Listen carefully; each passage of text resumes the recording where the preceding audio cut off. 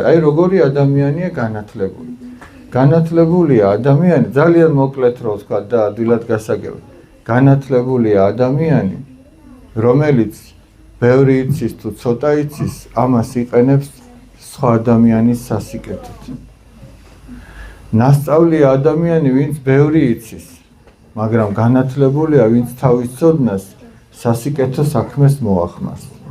თუ სასიკეთო საქმე არ გამოდის ჩვენგან, მაშინ იმ ცოდნას უკვე ფასი ეკარგება. პირიქით, ზოგ შემთხვევაში ჯობია ადამიანმა არც კი იცოდეს რაღაც. თუ ის საბოროტოდ გამოიყენებს. მაგალითად, აი ადამიანს შეიძლება ასწავლო როგორ იხმაროს ჩაქუჩი.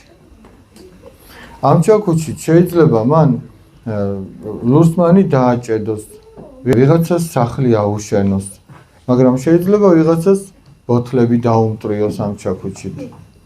სარკმელი ჩაუმსხვრიოს, ხო მართალია? გააჩნია რაში გამოიყენოს. ეხლა მაგალითად, ერთმაც რომელმაც იატაკი დააგო და მეორემ რომელმაც ფანჯრები ჩაამსხვრია, ორივე მიცის ჩაქუჩის ხმარება. მაგრამ რომელს დაარქმევდით განათლებულს?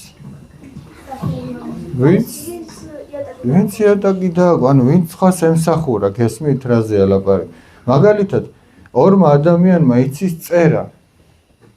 ერთი წერს ისეთ წერილს ადამიანს, რომლითაც ის ანუგეშებს. აი დაუშვათ წუხარი ადამიანს წერს და რაღაცით ამხნევებს. იმედს ჩაუსახავს და ასე შემდეგ. მეორემ შეიძლება რაღაცა მზაკრული წერილი დაწეროს, იმისთვის რომ ადამიანებს შორის შუღლი ჩამოაგდოს. ადამიანები გაამწაროს. ადამიანებს ესე იგი სამაგიერო გადაუხადოს. წერა ორივემ კი იცის, ასოების ორივე გამოიყვანს, მაგრამ განათლებულია ის, ვინც სხვას არ ავნებს.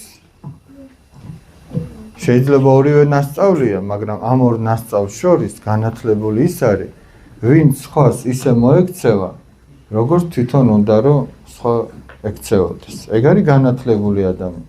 ამიტომ აი თქვენ როდესაც ამა თუ იმ საგანს დაეუფლებით, თავარი ის კი არ არის იმ საგანში რა ნიშანი გეწერებათ.